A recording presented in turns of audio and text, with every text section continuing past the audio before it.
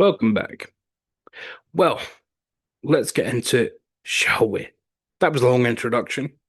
As always, we're going to talk about a couple of horror films up top, then some other stuff, because some of the horror hounds don't want to hear about anything that isn't horror. So let's accommodate them, shall we? 1967's Theatre of Death. There's Christopher looking resplendent there. Um, Not actually terribly much you can say about this one. So our next film is no, I can say a little bit more than that. Not much though. Um, Essentially, this film set at the Theatre of Death, so the title isn't just cheeky. It is set at the literal Théâtre de Mort. Um, Although in America it was called Blood Fiend. Not having that. That's an exploitation title.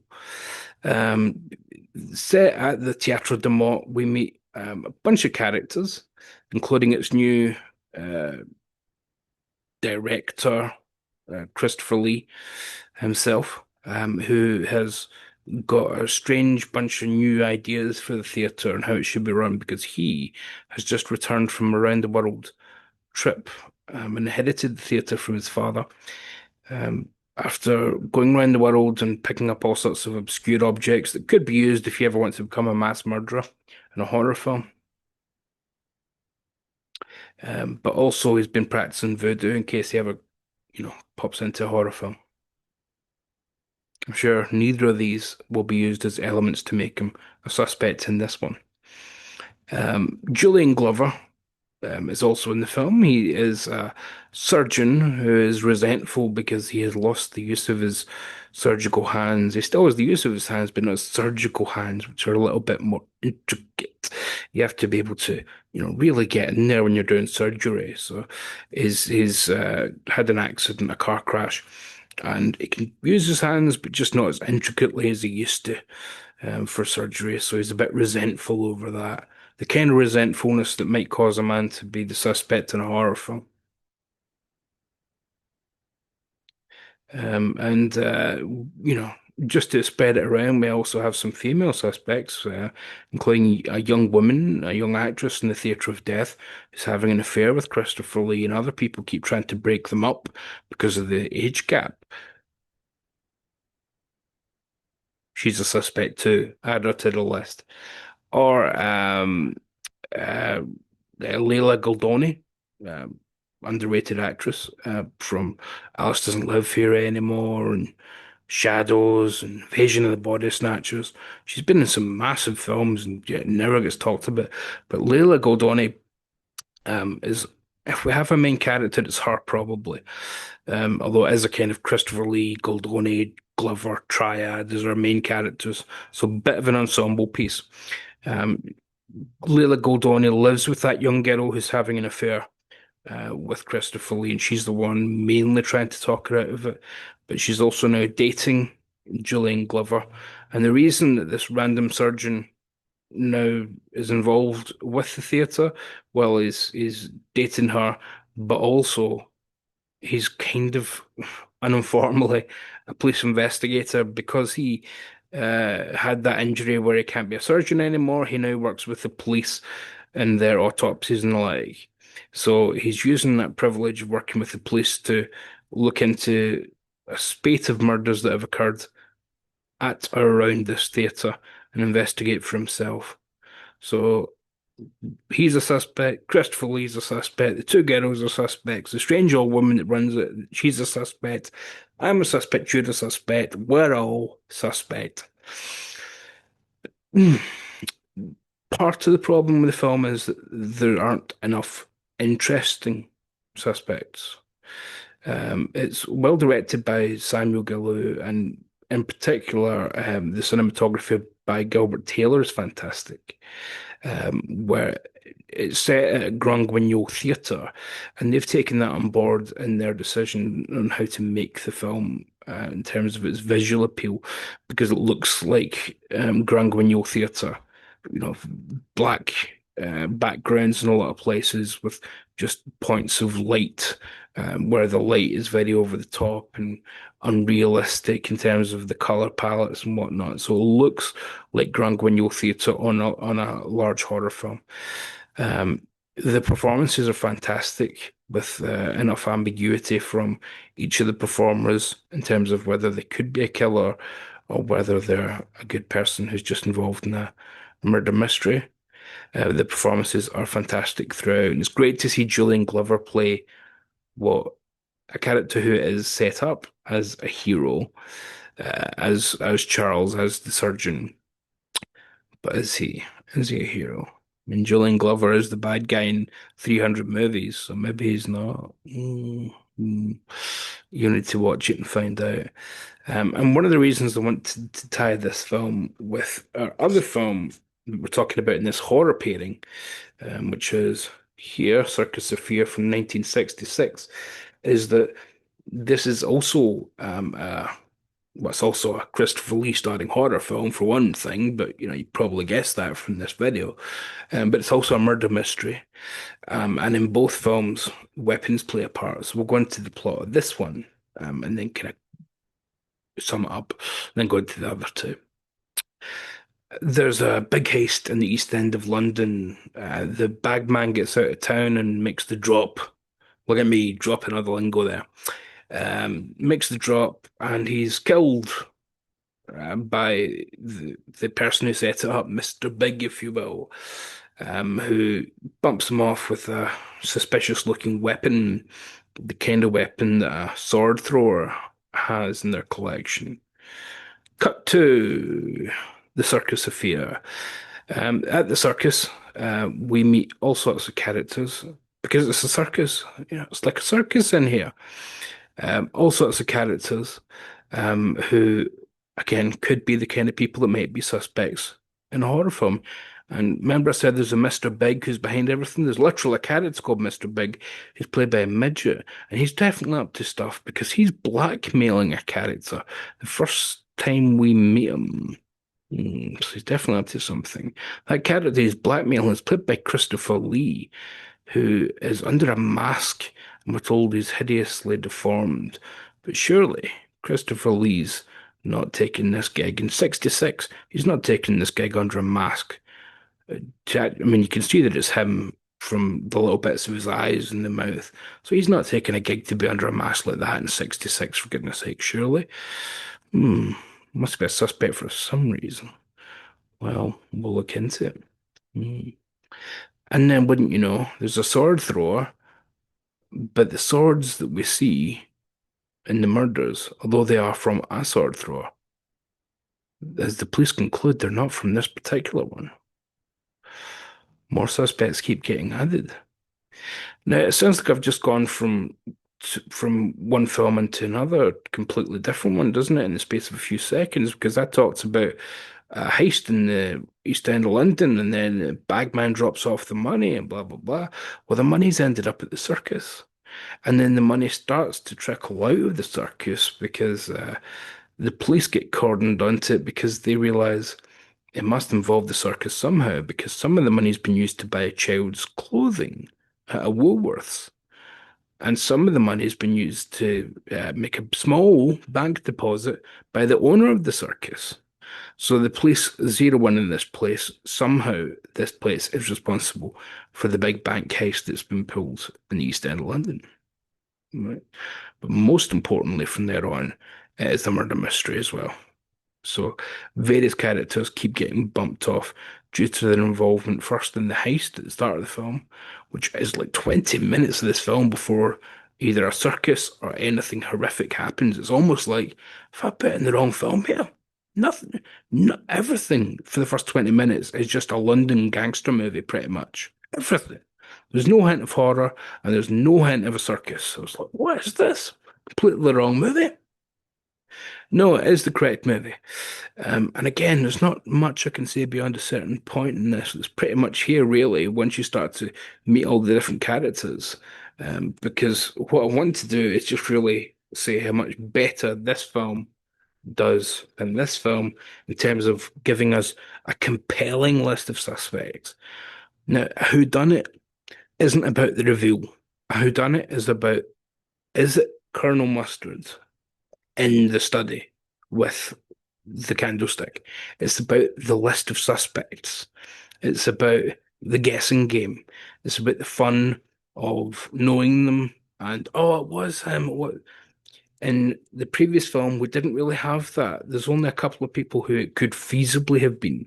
In this case, there are seven or eight characters who we don't just think that type of person might do it, i.e., he's a sword thrower, so there's been a murder with a sword, so he might have done it. But specifically, we get backstories for them all, where, in a little bit of a cliched thing, they've all got a sad story behind them or a dark story behind them, and at some point they've ran away to join the circus. In the previous film, the reason I mentioned the murder weapons kind of tie in both cases, we're told that the murderer must have known something to do with surgical technique, because the point of entry indicates a perfect blah blah blah blah blah. And in this case, the murder weapon being the throwing sword each time gives you a direct line into well, it must be blah blah blah blah blah. So in each of these cases, we do set up the importance of the weapons, but in each of these cases, in the second case rather, in this one, second one, Circus of Fear, we just get a broader palette in terms of who we're allowed to paint as villains, who we're allowed to paint as suspects, and we get to learn about them and meet them a lot sooner. And once we get to the Bloody Circus, that is, and get to know their backstories and get to know why they would commit murder. So not just their backstory, but also their future story. And then there's a few problems with the reveal itself, but that's pretty much always the case in whodunits. We think, does that really make sense? Just go with it. Just go with it. Because on every level, apart from a little bit of the filmmaking quality, this is a better whodunit, a better horror film, where it's more violent, it's more salacious, and a just more exciting time than Theatre of Death. So I recommend them both though, and I think it is quite a fun little double bill. Um, and for your entertainment purposes, they are both linked down in the comments for you to watch in full. So let me know. So Christopher Lee's part in both is uh, reasonably big. He's again disfigured in one of them and wears a mask, but believe me, that does change. I don't think it's a spoiler to say, no, Christopher Lee did not sign up for a film in 1966 where he mostly has to wear a mask and speak in a German accent. No, no. Things do change in that regard. So there are twists galore in Circus of Fear. So I think you'll enjoy that one. He's not in the previous film quite as much, but his presence is felt throughout. So yeah, I think you'll enjoy these two actually. It's good Christopher Lee murder mysteries done horror style. So yeah, there you go. Next up, number three for the day is Circle of Iron. Right. Circle of Iron. Bruce Lee and James Coburn used to be friends. And then Bruce Lee died. They couldn't be friends anymore. No, they already had a falling out before that because we don't need to go into the whole story. You can read about it online. Anyway, Bruce Lee wanted to make this film with James Coburn, and it fell through because of their friendship breaking up. Bruce Lee dies, Bruce mania happens, and all of a sudden, Bruce exploitation becomes a thing. So everybody and their grannies is trying to make Bruce Lee films without Bruce Lee. So that old dusty script he had that had tantric sex in it and gore and violence is dusted off. Its real world setting is changed to a land of fantasy, and he's dead. So who do we get in?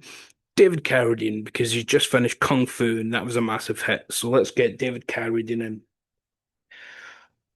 Hmm. Our main character is called Court, and Court enters Mortal Kombat essentially, and Court loses it for being a bad sport. But when he's disqualified, meets David Carradine. Now, the reason that he wanted to win Mortal Kombat wasn't just to win it, but he also wanted the prize, which is you get told how to get to the first stage of what becomes basically a trek to enlightenment. So you get to go on that path. Um, Cord goes off in a bit of a huff because he hasn't won the chance to go on the path to enlightenment. But he meets David Carradine, who plays a blind man who rates off at first, but David Carradine, wouldn't you know, is attacked by a bunch of pickpockets and blah blah blah, beats them all up. And Cord's impressed by this and says, "Please teach me your ways. You must be a very great martial artist. I'm looking for this magician, this great Zaytan, who can teach me about enlightenment." David Carradine says, "You're not ready. You're not worthy of the challenge." Blah blah blah. There's a lot of blah blah blahs in this movie. However, I can tell you, don't ever turn your back on a monkey. So, Cord thinks, okay. Um, he meets the champion who defeated him in Mortal Kombat. So, although Cord technically won, he did it by cheating, by playing dirty, so he got disqualified. Cord meets the champion that technically now won, and he's dying. Cord says, "Jesus, you've had a worse day than me. I just had to meet David Carradine. What have you been up to? You're dying." And the champion says, "I've been defeated by a man dressed as a monkey on the first stage of the path to enlightenment. So why don't you go since you finished second and try and pick up where I left off? And remember, don't turn your back on a monkey."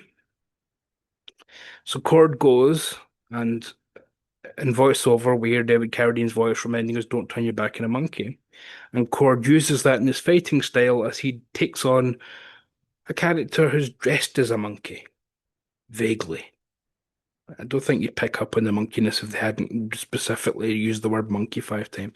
But he's dressed as a monkey, and he wants to fight Cord because he's the possessor of the knowledge of the first stage and the key to the path to enlightenment. Blah blah blah blah blah. He takes on Cord. Cord remembers his training words and doesn't turn his back, so is constantly aware of his surroundings and defeats David Carradine, who's again now dressed as a monkey-ish, and moves on to the next phase in Mortal Kombat. Believe me, this is going to be one of those films that does not make sense unless you see it. We meet a man in the desert. He's in a bowl, a big vat of oil. He's living in this oil and has done for the last 10 years to try and waste away his own genitals so he doesn't have any mortal pleasure anymore because he realizes he's spent his life in shame when he should have been celibate the whole time. Cord says, "Well, I'm celibate." And the man says, "You won't be for long. You're about to go into another scene where you meet a character played by Carradine again, and you're going to break your vows of celibacy." And Cord says, "That will never happen."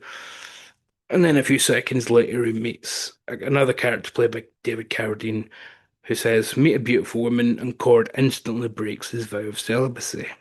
David Carradine says, "Well, you've broken your vow of celibacy. Let's fight." Cord does, defeats the guy, and moves on to the next stage. Right? Again, this just roll with it. None of this makes sense. It doesn't matter. David Carradine comes back as the first character he played, not the second character, but the first character, and says, "How you getting on? Do you want to come with me?" Even though I said that you couldn't the first time, now you can. Come with me this time. I'm going on a little bit of a trip, and we'll get you enlightenment after all. Cord goes with them, gets enlightenment. Christopher Lee is the great wizard who offers it. Blah blah blah blah blah. Oh, it's a slog. And wouldn't you know, when you get the Great Book of Enlightenment and you open it up, well, it turns out that page one is just a mirror. So the enlightenment you seek is yourself. Page two, it's another mirror. It's yourself. It's all a mirror. Cord, angered by this, runs out, leaves, refuses to take over from Christopher Lee as Zaytan because once you reach this enlightenment, you're supposed to take over from the previous holder of the Book of Knowledge until the next person challenges you and takes over. It's a load of nonsense. Christopher Lee's in this for 2 minutes, and they're not worth it. The rest of it isn't worth it either. Apparently, this was all cut down from Bruce Lee's original script massively. Right, I've only skimmed over the ideas from his script. I don't imagine it would be much better, but certainly this is crap. It's vaguely fantasy-like, but it's so awful, and things happen where you're just like, fucking stop it, stop it, stop it. Yeah, this just irritated me. I hate this film. I hated it. It's one of the worst things I've seen in a long, long time. Where it thinks it's being really important and really interesting and really zen, and it's not. It's just being pretentious and really facile, and it's like the little book of calm of Zen Buddhism, and I hate it. So that's all it's getting. Calm down. Our final film today is one where I must have put it back on the shelf and put it in the wrong place because I went to look for it this morning and can't find it. It is 1978's Return from Witch Mountain.